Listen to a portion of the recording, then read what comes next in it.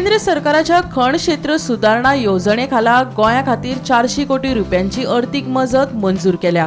हे विशीं मुख्यमंत्री डॉ. प्रमोद सावंत हाणें प्रधानमंत्री नरेंद्र मोदी हांचे उपकार मानल्यात। सर्वोच्च न्यायालयाच्या आदेशाप्रमाण राज्यांतलो खण व्यवसाय परतून सुरू करपा खातीर सरकारान खण ब्लॉकांची पावणी करपाची प्रक्रिया सुरू केल्या।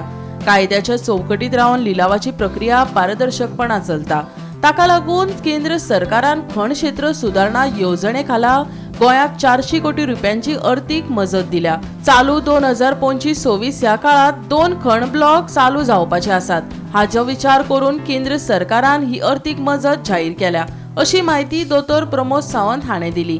केंद्रीय खण मंत्रालयान 31 ऑक्टोबर 2025 दिसा जारी केल्ल्या कार्यालयीन निवेदनाप्रमाण 2025-26 ह्या अर्थीक वर्सा राज्यांतले 2 लिलाव केल्ले खण ब्लॉक सुरू करपाची मोख साध्य करपा खातीर गोंयाक 300 कोटी रुपयांची शिफारस केल्ली। पूण राज्य खण तयारी निर्देशकात गोंयान ब वर्गात पयले स्थान मेळयला।